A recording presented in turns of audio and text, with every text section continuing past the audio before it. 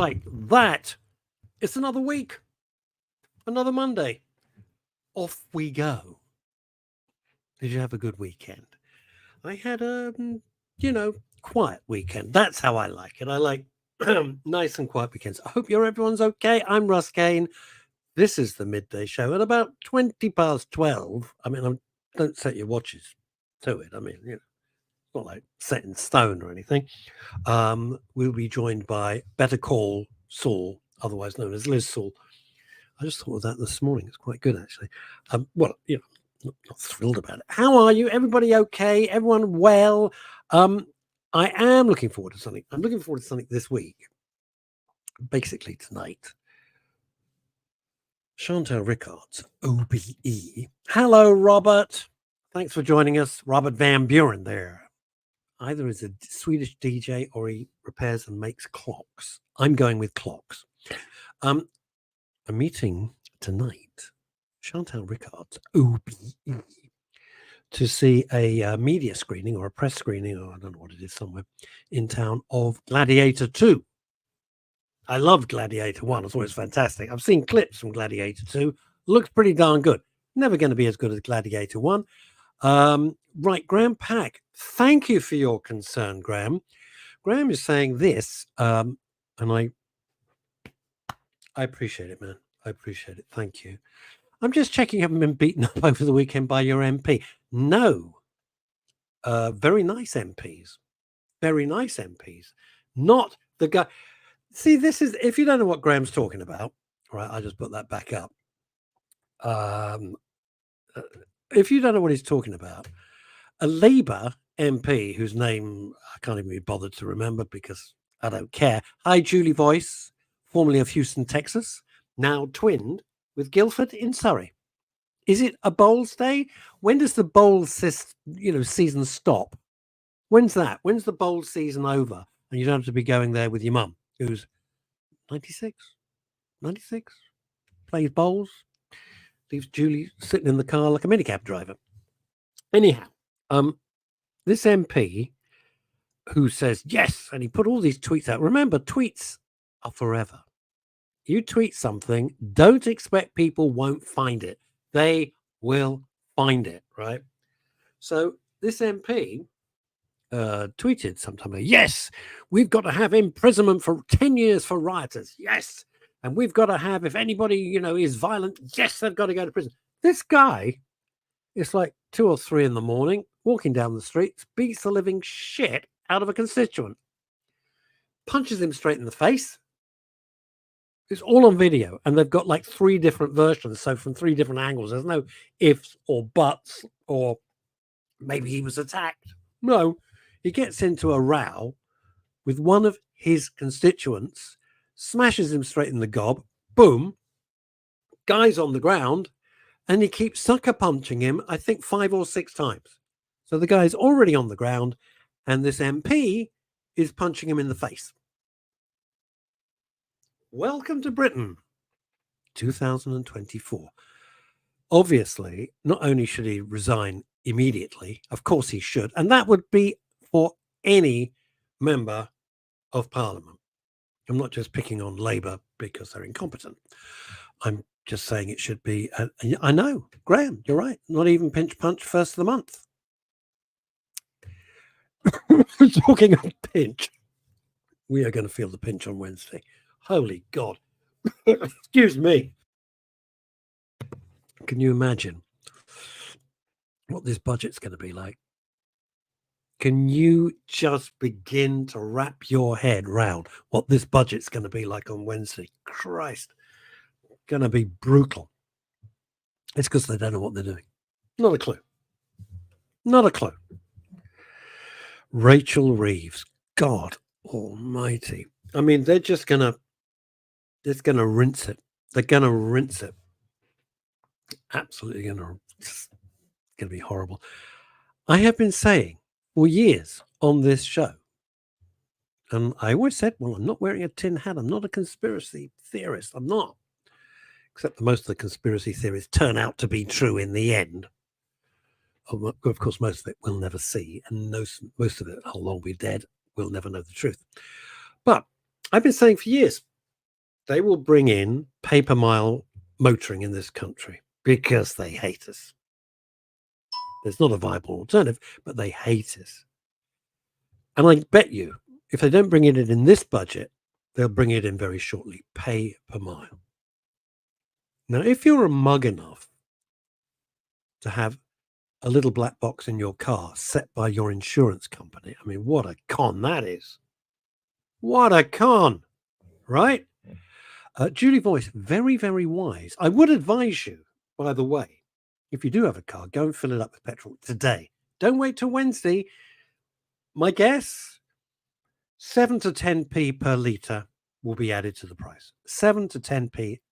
Bet you anything you like. All right. If you want to take my bet, let me know in the comments. We'll have a bet. Somewhere between 7 and 10p. Fill up your car today. Seriously, do it. And so Julie Voice, the voice of reason. I just made that up, Julie. 2 espressos. That's my breakfast so far. What's the time? It's gone 12. 2 espressos. I'm flying. I'm off to buy some gin while I can still afford it. Yeah. They won't put it on the sugar. I won't put all the crappy fast foods and everything. Anyway, we're going to have another argument about that in a minute. Graham Pack, Labour won't be pinching our money. They'll be grabbing it with huge hands. And where does it go? Where does our money go? And remember something.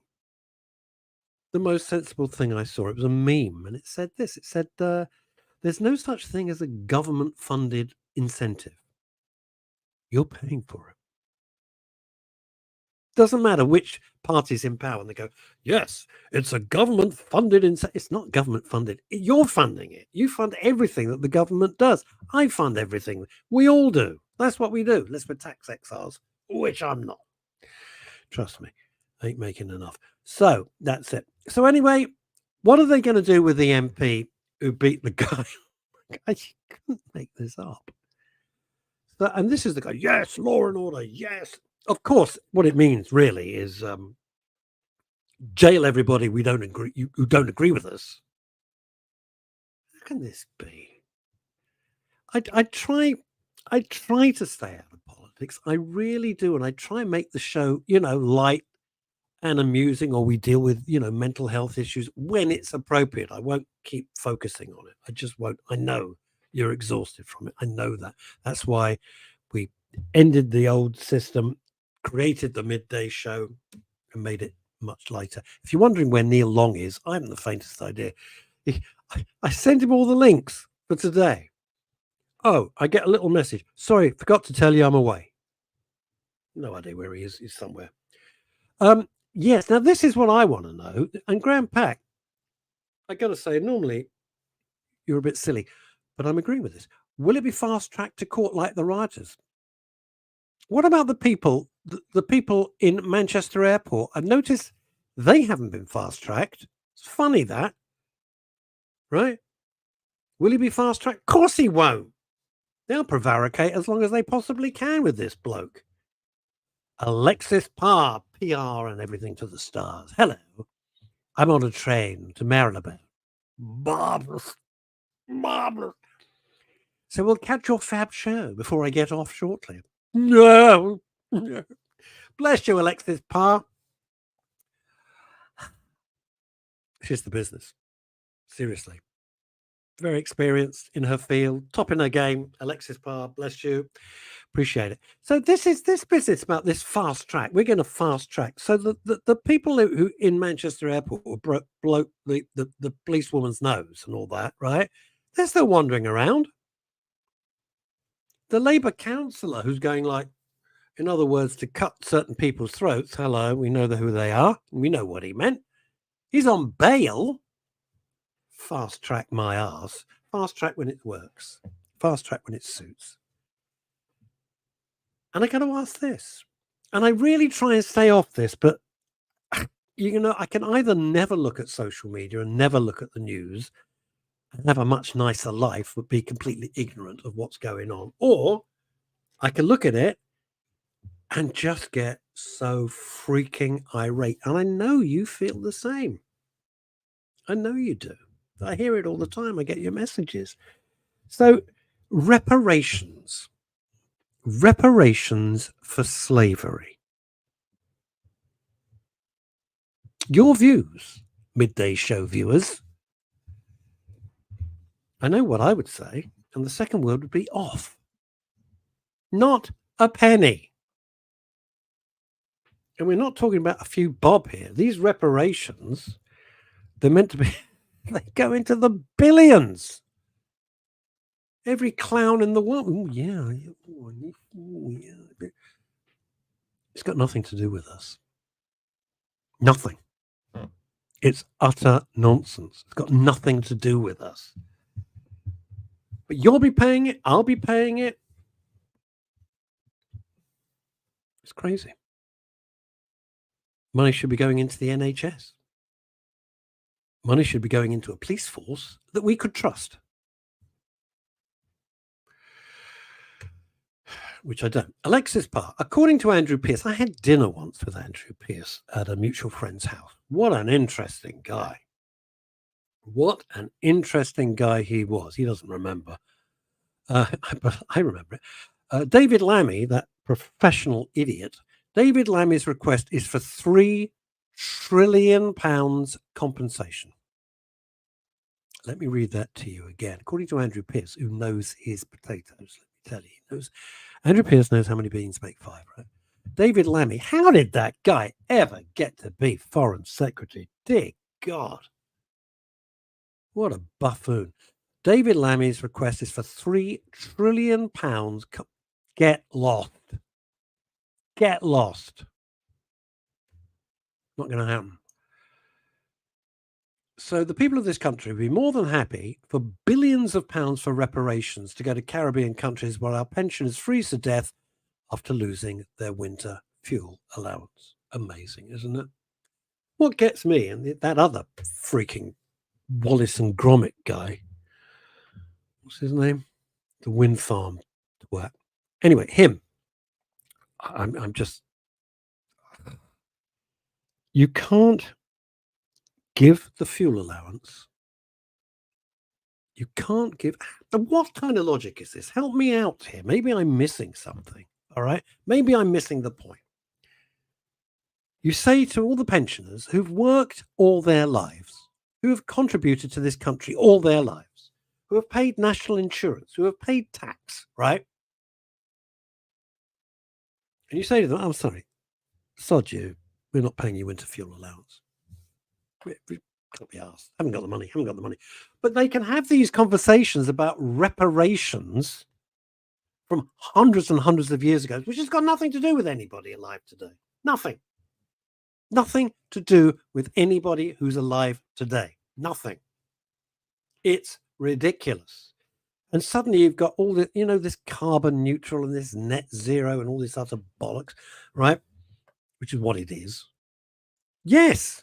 Be careful. Yes, I recycle. I'm fanatical about recycling.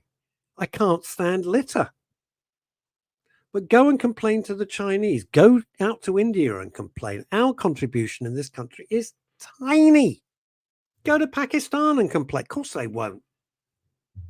Always pick the soft subjects. That's us. Always pick the mugs. Grandpa, I've been writing. You've been writing? No, you haven't.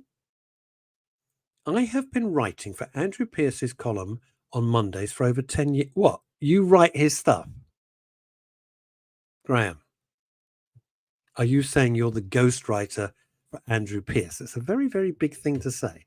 And I'm not convinced that's entirely true, is it? Back to Gladiator 2. Looking forward to it, right? Well, I put it this way. It's got to be better than the last film I saw at the cinema at a press junket, which was Joker 2, which was such a piece of garbage. I can't tell you how much I hated this film. Hated it. And it was a press thing, so you're supposed to like it, right? And when the credits started to roll, I thought I'd said it in my head. And apparently I said it out loud. I think I did. I went down, oh, thank God. I was thinking it. I didn't mean to say it. What is this? What is Graham Pack saying now? we're talking about Andrew Pearce and Andrew Pearce's column. I send him stuff. If I get any of my pieces in, then I get paid for them. Get you. So who? We need to know more. So who pays you? Which newspaper is it? I can't even remember which paper it's in. The Mail or the Telegraph or not going to be the Daily Mirror, is it? Not going to be Socialist Worker or Morning Star. I've been thinking about whether I want to talk about this or not, right?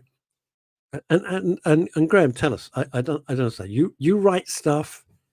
The Daily Mail. Daily Mail. Leave them worried or leave them afraid. Leave them worried. No. Sorry, that's not what they say. Leave them angry or leave them frightened. Leave them angry or leave them frightened. If you read every Daily Mail article, and bear in mind that's the subtext, leave them angry or leave them frightened, you'll understand how. Yeah, right. Okay, so I was wondering whether to go into this, but what the hell? I'm going to go. Greetings, one and oh God, Dave Sleep, up in Faith in Scotland. Hello, but he doesn't talk like that at all. He goes, hello, Dave Sleep. Yeah, got a bit of A&A for you, mate. He's not like that either. Greetings, one and all. Joker and Joker 2 would not be made without the association to the legacy of DC Comics. Precisely so. Joker 2, right, was only made because Joker 1, to everyone's, I don't know if you saw it, if you didn't see it. I mean, Joaquin Phoenix was excellent, right? And Joker 2 was only made because it made billions of dollars. They were completely dumbfounded. And they went, oh my God, hang on, we've got a hit film. What? I know. We'll make the next one. We'll make Joker 2. What a piece of garbage. You're absolutely right. But Joker 2 just kind of gave the finger to the legacy of DC Comics, etc. It was nothing to do with the Joker, nothing to do with the whole Batman universe, really nothing. It was just horrible. Just so depressingly, unremittingly dull. I can forgive most things, but don't be dull. Don't be boring. Don't repeat. I mean, the court scenes went on. Jesus. And I'm speaking as an ex-article clerk. I've been in court a lot for clients. Seen from how's Neil and where here we go. Kimi Lashmar.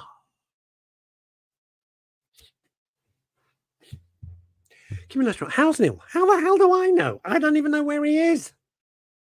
He's all loved up with somebody. I don't know what's going on. Not a clue.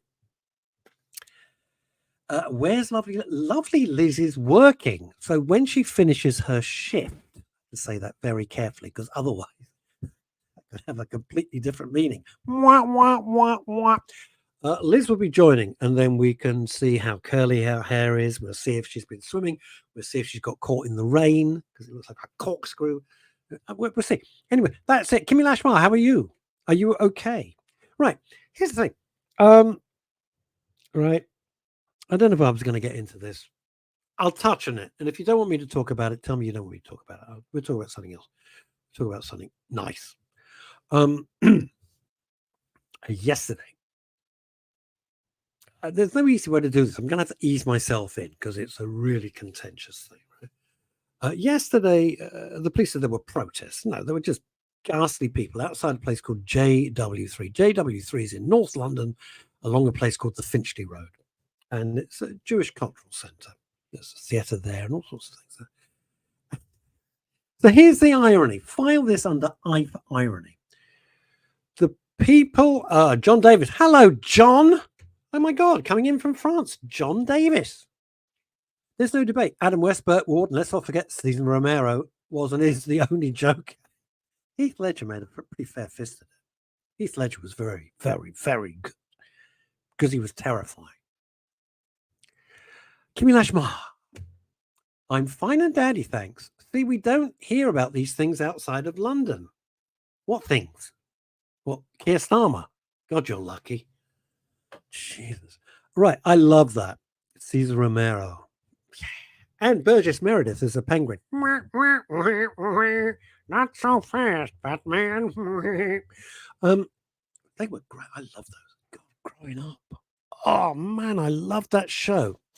Ladies and gentlemen, wait a minute. I do the introductions around here. Shove off. Ladies and gentlemen, you know her. You've grown to love her. Every curl with a twirl. She's our girl. Can't believe I just said that. Liz Hall. There's a face crap. Hello. You're on. There. Can't hear you at the moment, but bear with. Bear with, love. Bear with. Bear with. Bear with. That was the best bit of Miranda. Didn't you think that was the best bit?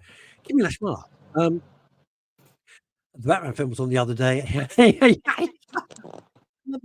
He's hanging off his ladder off the Batcopter, right? And he's batting a rubber shark.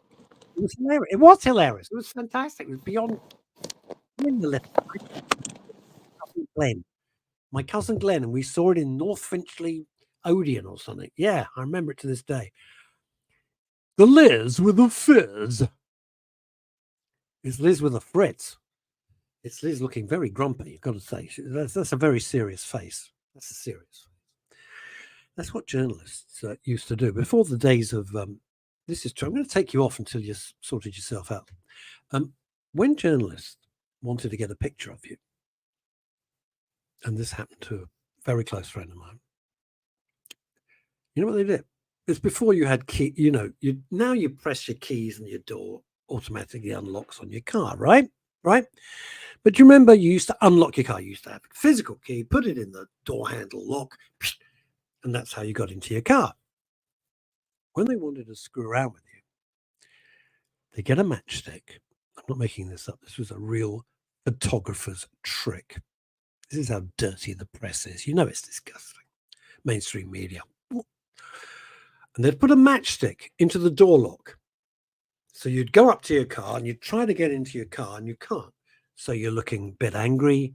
You're looking concerned. You're looking a bit worried. You're not going to have a happy smiling face. And they'd take a picture of you and they'd go, Fred Smith, looking very worried after news of, and they'd just link it to something else. That's the mainstream media. That's how it is. That's how it was. They can't do it now because you just come up and you click your thing. Don't know where Liz has gone. Liz is going to try and come back. But that was the trick. Did it to a friend of mine who was PA to somebody very, very, very famous. I'm not going to mention any names. PA to somebody, and they tried to create a story that was a total lie. A total lie. And they wanted the picture of my friend. That's what they did. Stick a door match into their car.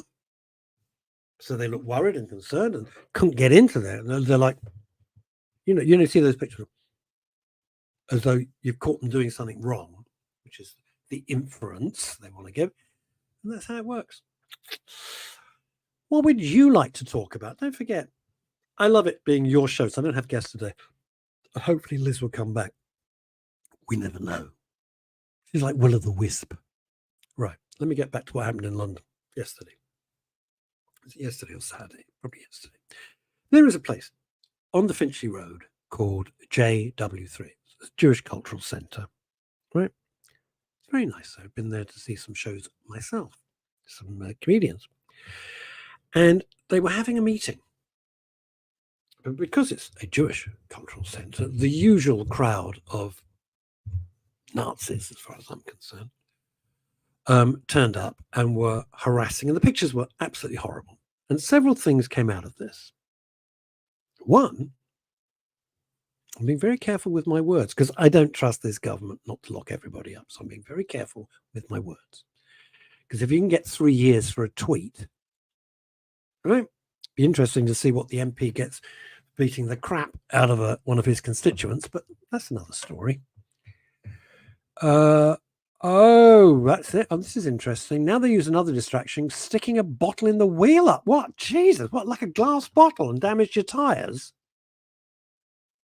Sticking a bottle in the wheel arch. Christ. Well, they are as low as, you believe me, if you've never dealt with the press, they are. Ask Alexis Parr what they're really like. So the Nazis are outside screaming and shouting, and, pretending it's about the Middle East. It's nothing to do with the Middle East whatsoever. It's about because they hate Jews. It's as simple as that. And lined up along the Finchley Road, just loads of police cars. Okay. Full of policemen. Policemen aren't outside. Policemen are in their cars. So somebody went up and said, why aren't you doing anything? We're under instructions not to. We're under instructions not. Who gives those? If that is the case, well, let's put it this way. The mob wasn't dispersed. Elderly people were harassed, abused, screamed at. Who gives those instructions? I have no idea. Is it the chief of police? Rawley? Is it the mayor? Sadiq Khan? Is it Starmer? Who is it? Who tells the police, don't do anything, don't interfere? Now let me put you another thing. Supposing a mob had gathered outside a mosque or an Islamic cultural centre, how quickly would the police have acted, do you think? Or would they be under the same instructions? Don't get involved. The irony is coming up. I'm getting there, Graham. Let's go back to Dave Sleet's point. He's saying just plastic drinks bottle between the tyre and the arch causes confusion and concern. If I saw somebody doing that to my car, I'd suddenly become a Labour MP and deal in the same way. Okay.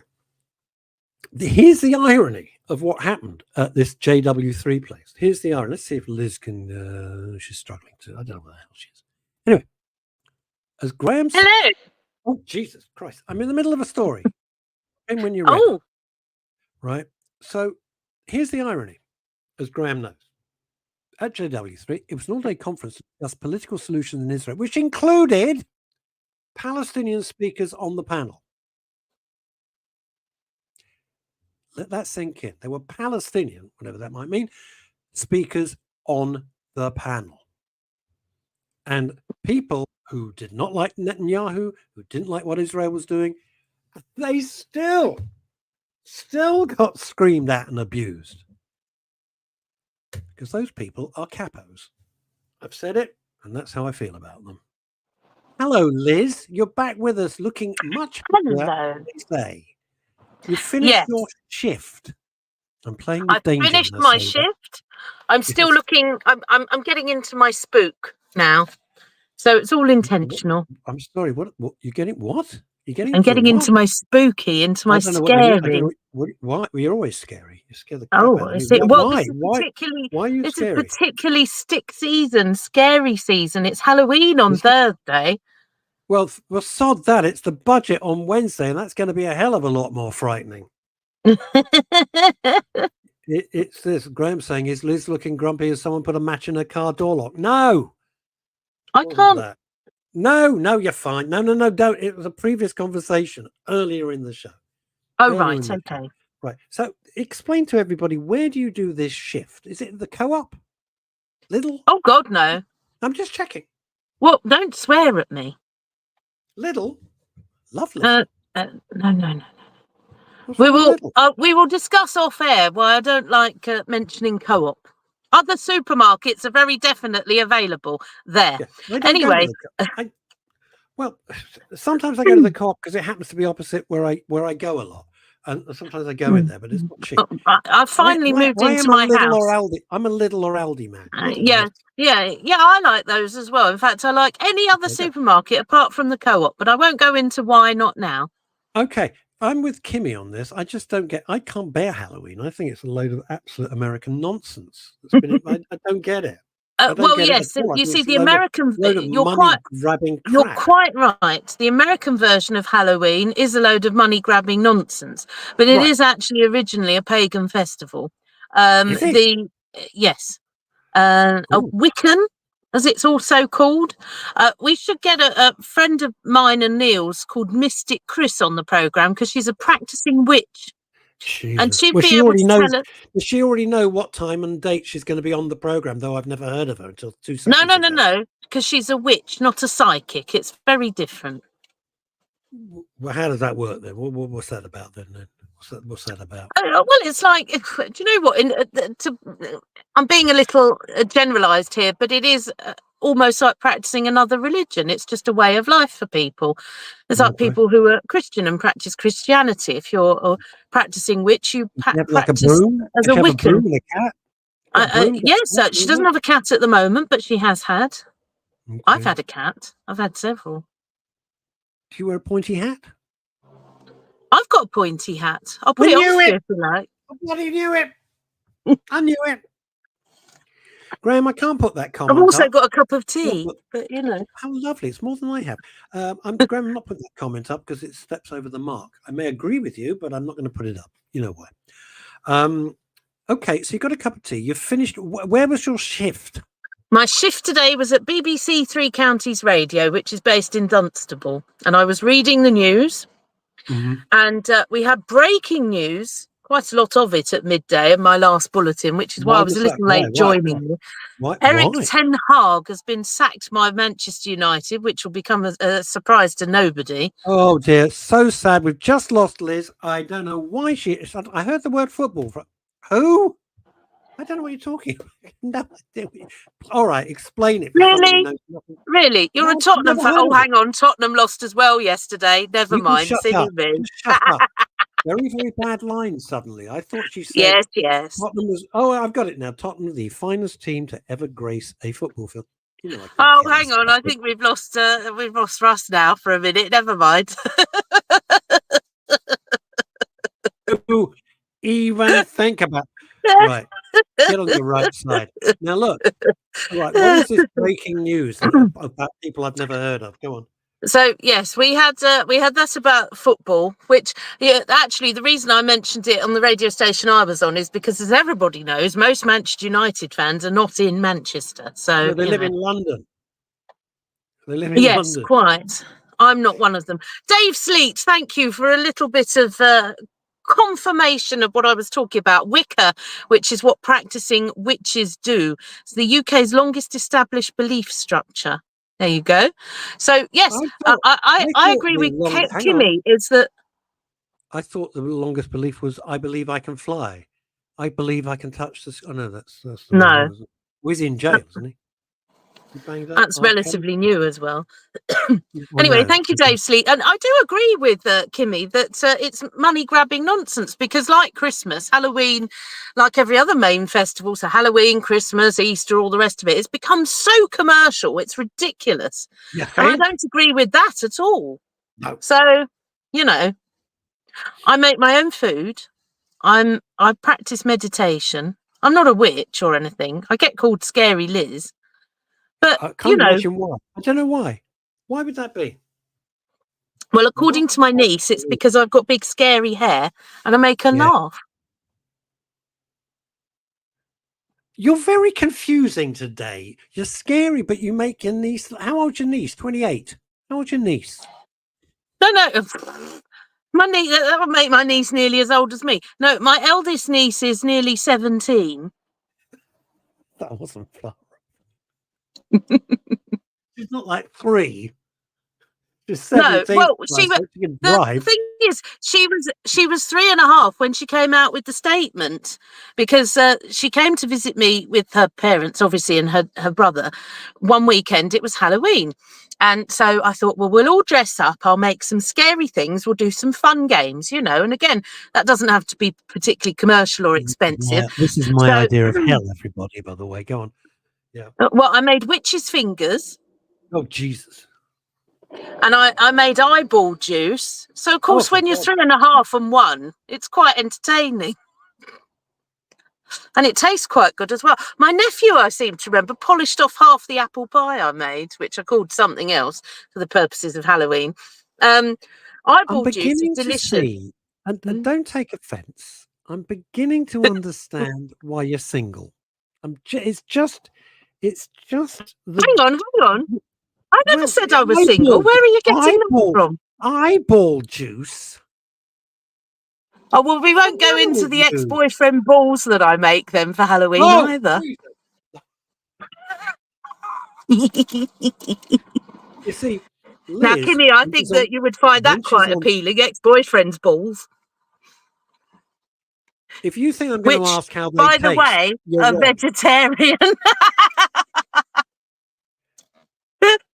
Jesus Christ. You see, this is the real Liz Saul, not the BBC one that is so impressive. This is her. She's mad as a March hare. Right. Witches have always had completely mad. Witches have always had a bad press, but that's far removed from this Halloween shite. Yes. What have we got? Does Liz move around? Men in white coats can't find her. And now, with your testicle references, makes me want to become a vegan, says Kimmy Lashmar. The thing is, my recipe for ex-boyfriend balls is vegetarian and can be vegan. So think very carefully about that, Kimmy.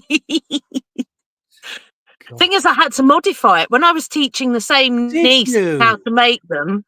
When you were teaching what? When I was teaching this same niece how to make ex-boyfriend balls, I told her they were just called jam biscuits. Because you can't really explain ex-boyfriend balls as a recipe to her, as she was 11 at the time. Can you not? Well, no. We all learned something. So everybody watching all over the world, including France today, everywhere, try not to tell young children about... No, it's John Davis. I don't think he speaks much French, knowing John. Oh. Zut alors. J'aime pas le français encore. Enough with your Polish. Now listen, John Davis used to do what you did, but much, much better as the newsreader on Capital. Oh, yes. Facts are facts, baby. Suck it up. John Davis used to be the newsreader on Capital. Are you still talking about balls? No. Stop it. All right, Graham wants to... Oh, God, now you've opened a can of bloody worms, haven't you? Graham wants to know, does it come with a sausage? Your ex-boyfriend bald. Christ. I think we found the level today. Does it come with a sausage? You found the level. I was having an intellectual political discussion with my pals, and you have lowered the tone beyond, I don't know what. I wouldn't say lowered exactly. I'm just going off on an entertaining tangent. Yeah, right. Just think, if we could actually create curses, the world might become a kinder place. Well, it depends who you're cursing, although there's many people I would. Like most festivals now, says Dave McSleet, are rooted in pagan festivals that have very deep and meaningful purposes. He's right. You still believe in it in 2024? Liz, Dave, do you still believe in it? I think there is a place for spiritual meaning and spiritual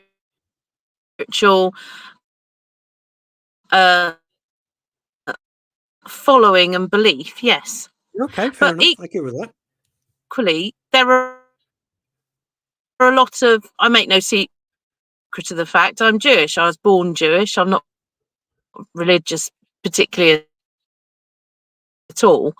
There are things in the Jewish religion that are very helpful, but equally there are things in the Jewish religion about being a kind person, and I'd like to think I manage that most of the time, and we're all very decent and loyal and kind to each other, and I work hard and I have a decent job, and no, it's not the most well-paid job in the world, but it's decent. I enjoy it. There's a different challenge every day. I joke with people I get to talk rubbish for a living, but actually it's very serious, and you have to be very up on your media law and editorial guidance and everything, much as the BBC gets slammed for various things. Well, right. I take it very seriously. You have to. But as I say, I have a good and loyal circle of close friends and family as well, all over the world.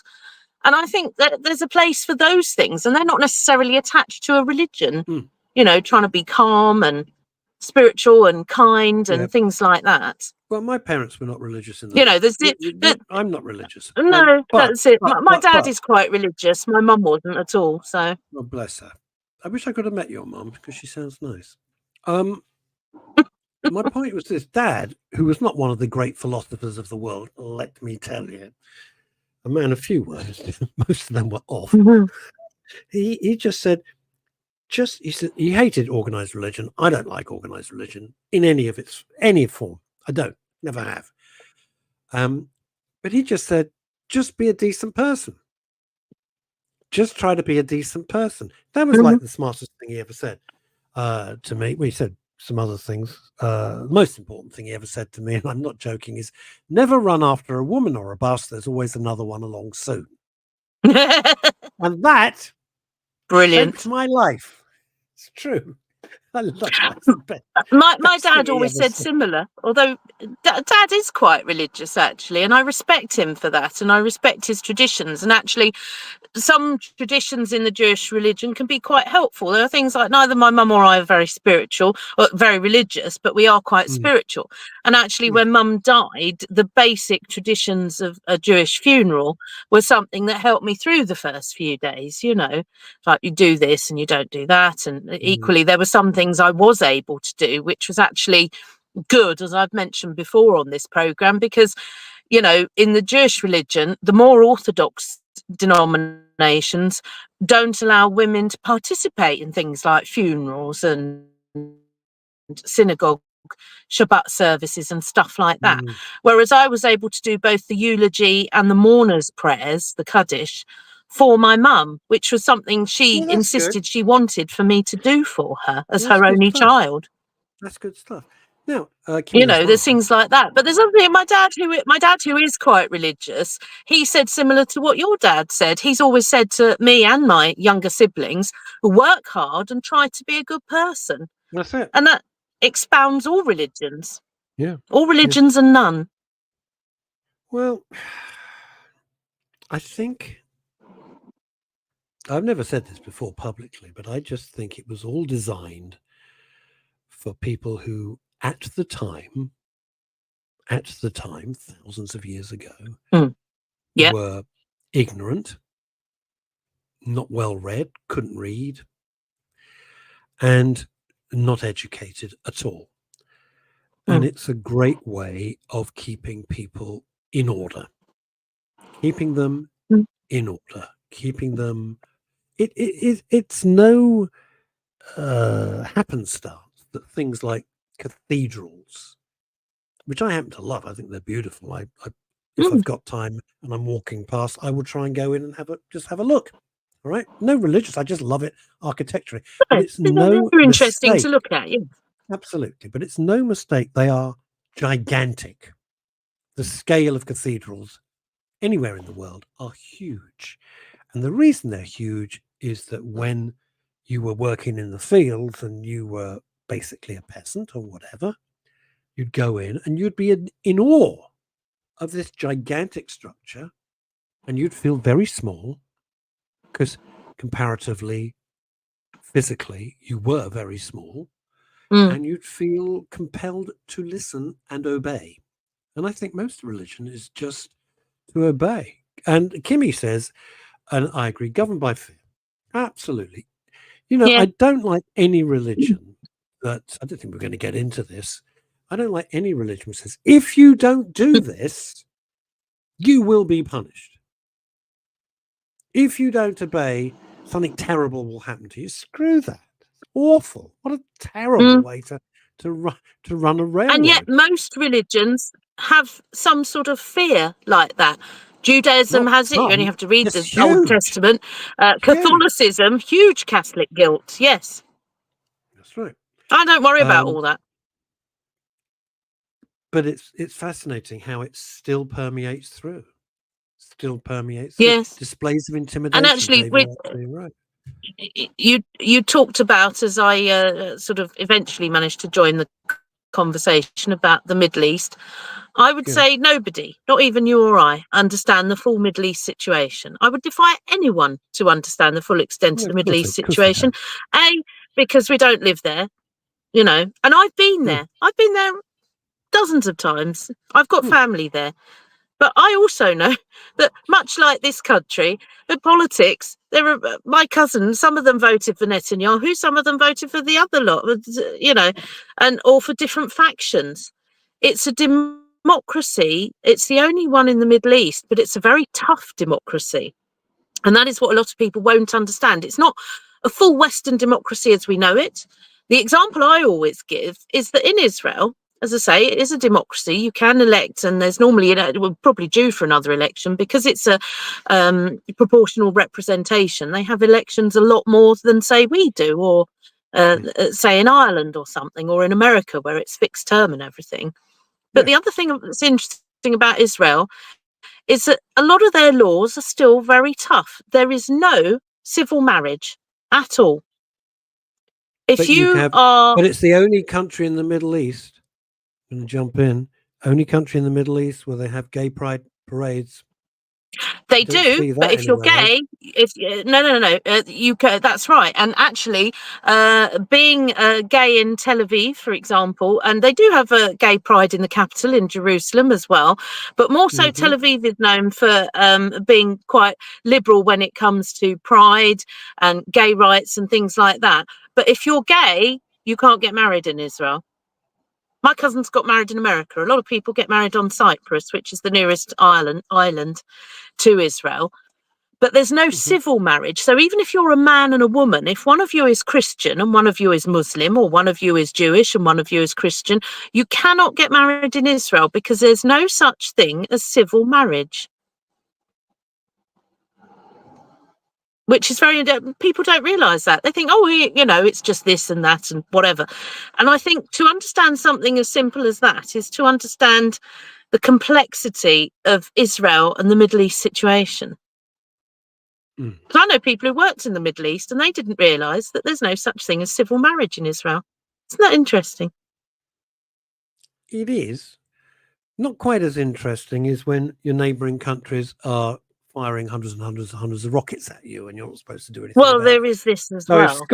If Scotland, you know, fired hundreds and hundreds of rockets into the north of England, how would that be? Anyway, going back to more important... like Timmy's message. Oh, what's that? There we go. I like this message.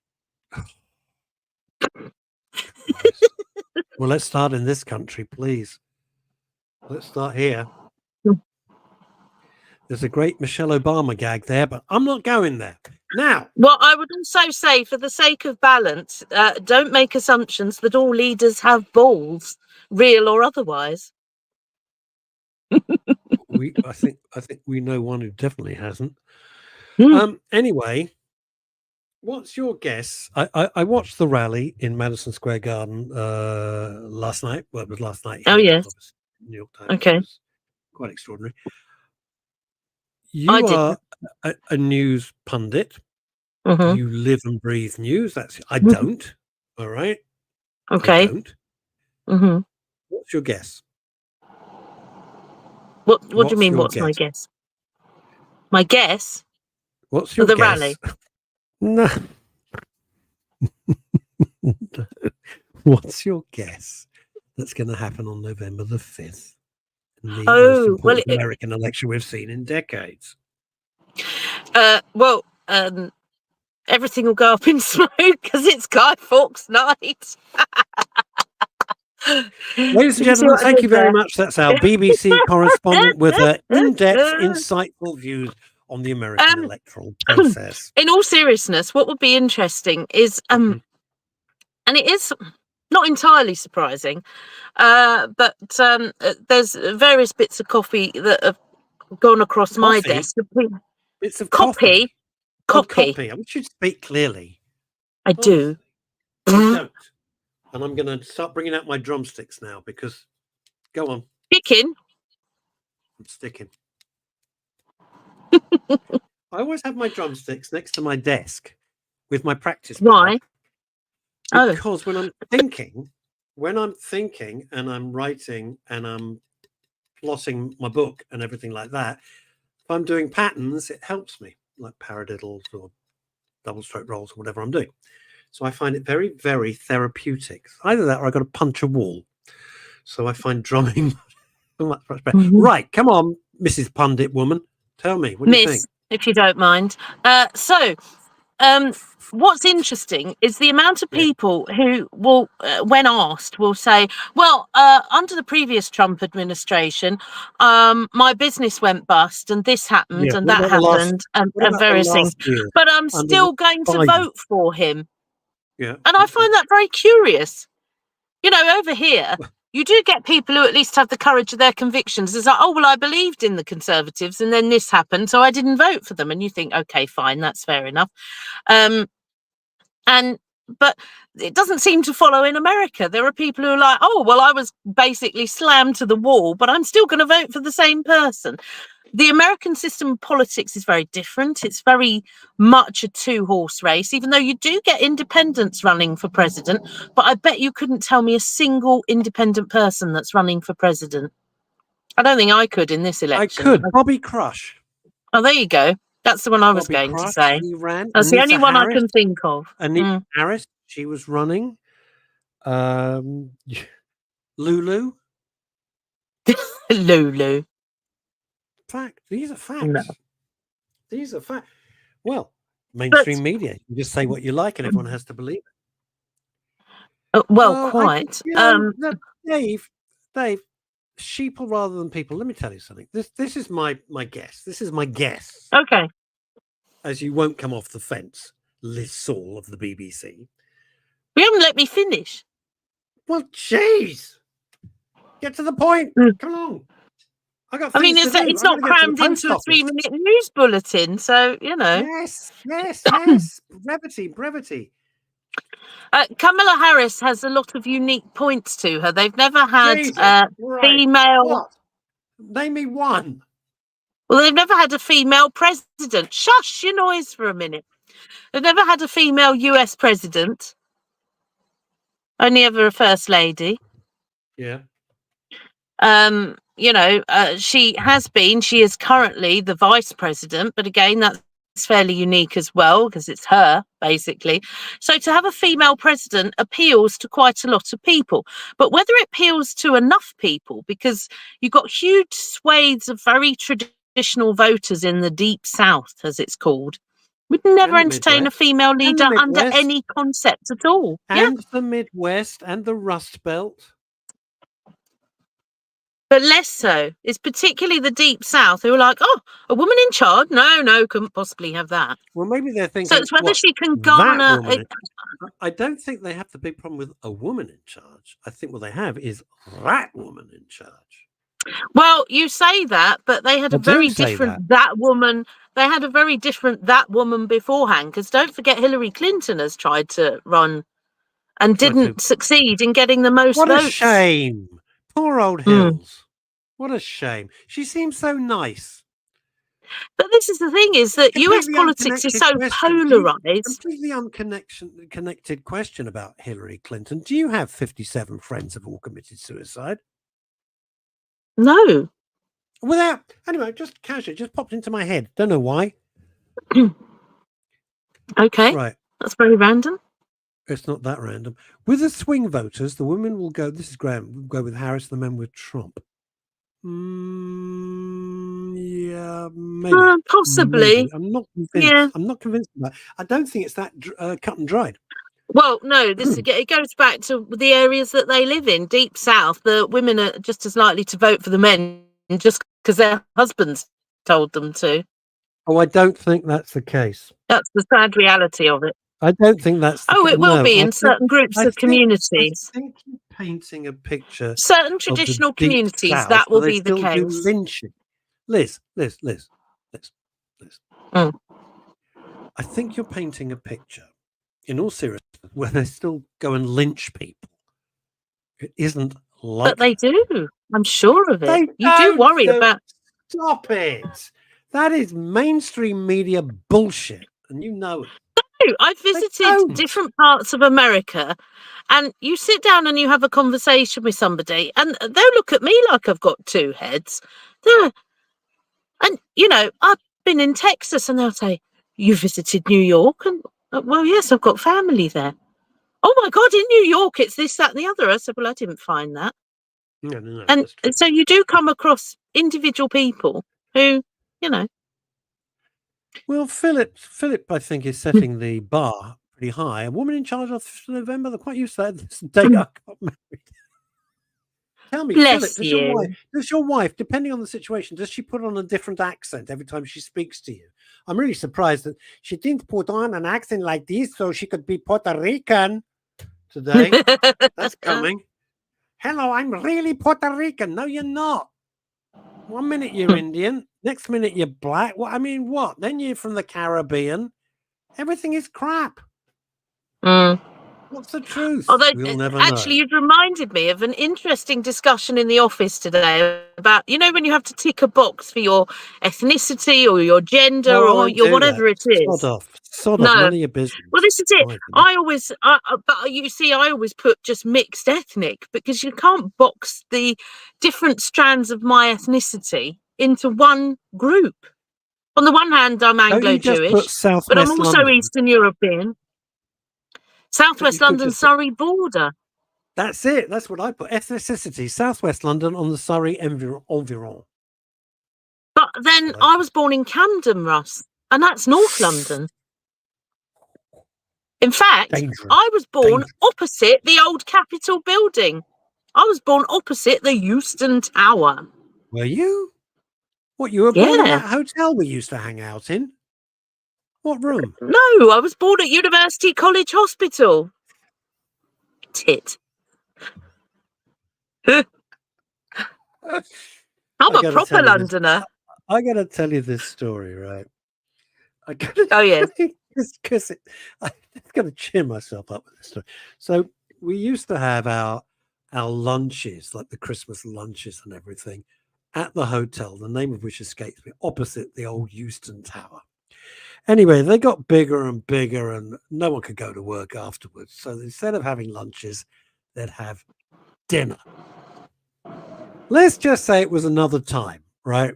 It was another era. And much fun was had. Anyway, it gets to really, really, really, really late. Chris Tarrant has got to do the show the next morning. God knows how that's going to be, right? He is 28 parts of the wind, as was everybody else. We just had so much fun. And he wouldn't go to bed. And eventually, they get him into the corridor. It was the Grafton. Thank you, Graham. The Grafton. So we get into the corridor, and some genius thinks, as you do when you've consumed most of the wine from France, Spain, and Italy in one night. I know. I've got a great idea. I'm going to use I'll use the fire hose, and I'll get the fire hose, and I'll push him back into his room. Great. Oh, God. They get the Michael Kane style, by the sounds of you. They get the fire hose, and they push Chris into his room. I'm up in the plane the next day, and the atmosphere in the studio down in the Euston Tower is terrible. It's awful. And I've got Annie O'Neill in my earphones going, "Oh, Russ, man, you're in the right place. He is in such a mood." Chris was in the worst mood. I mean, he was in a terrible mood. Yeah. So everyone's looking at everybody else because I'm hearing this in my headset. And eventually they go, I'm going to have to own up. So the guy, I'm not going to mention his name, he's still a mate, goes, Chris, yes. Look, I'm really sorry. About what? About last night. What do you mean? Well, you know what we did. What did you do?